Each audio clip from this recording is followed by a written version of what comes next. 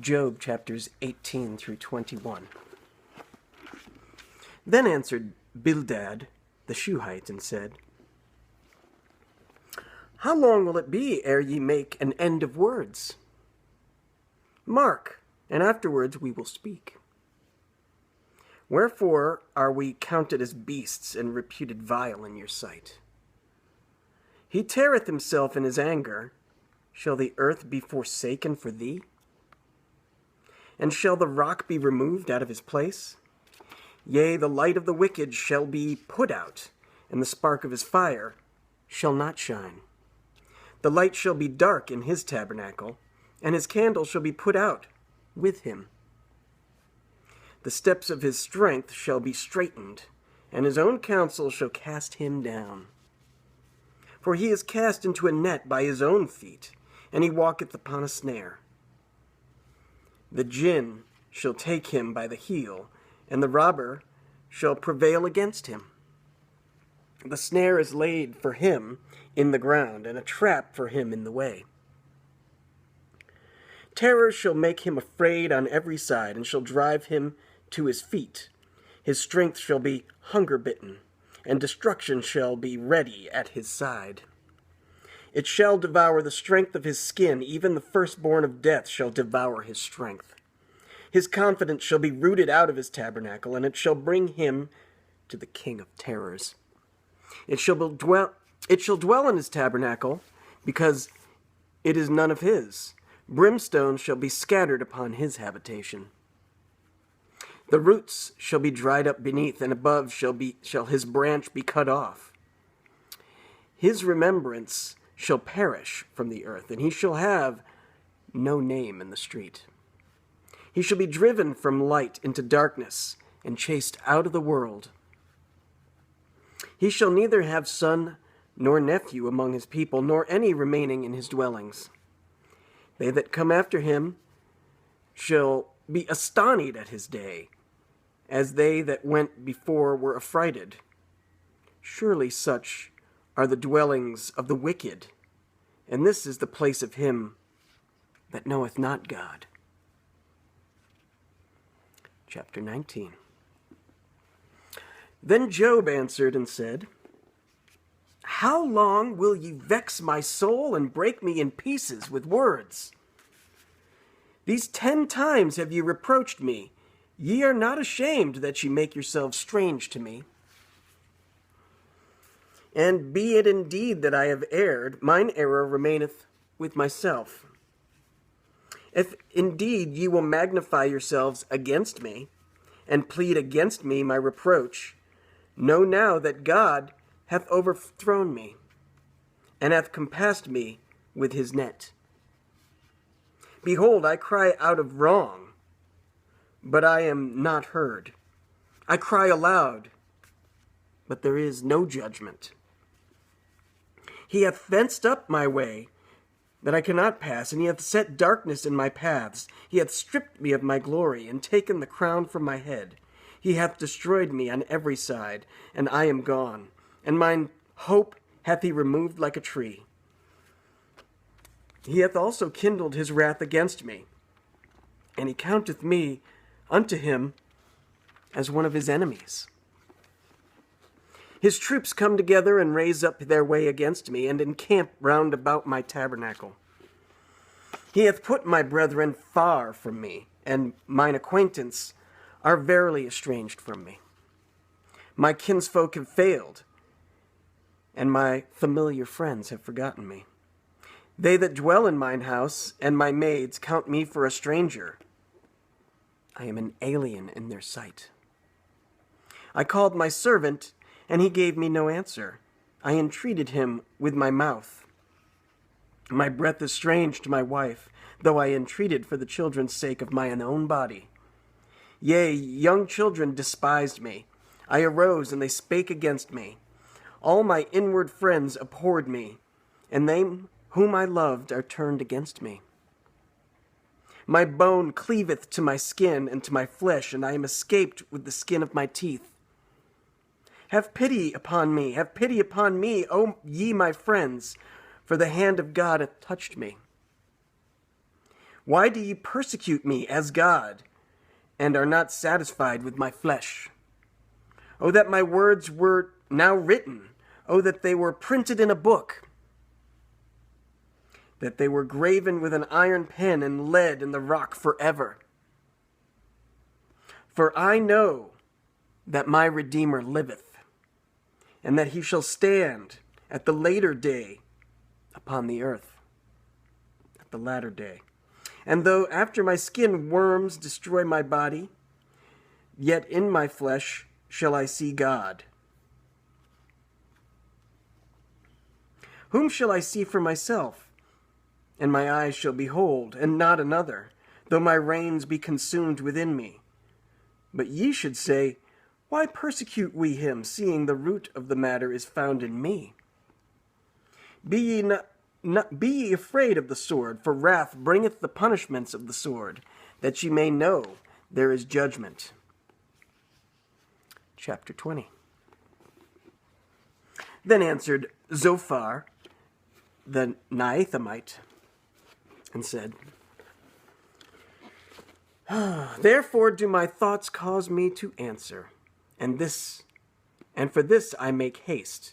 I have heard the check of my reproach, and the spirit of my understanding causeth me to answer.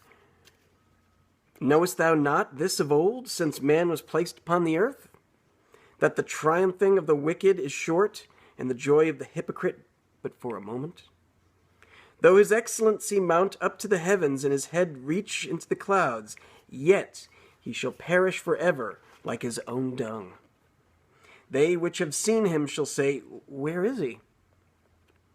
He shall fly away as a dream, and shall not be found. Yea, he shall be chased away as a vision of the night. The eye also which saw him shall see him no more, neither shall his place any more behold him. His children shall seek to please the poor, and his hands shall restore their goods. His bones are full of the sin of his youth, which shall lie down with him in the dust. Though wickedness be sweet in his mouth, though he hide it under his tongue, though he spare it, and forsake it not, but keep it still within his mouth, yet his meat in his bowels is turned. It is the gall of asps within him. He hath swallowed down riches, and he shall vomit them up again. God shall cast them out of his belly. He shall suck the poison of asps, the viper's tongue shall slay him. He shall not see the rivers, the floods, the brooks of honey and butter.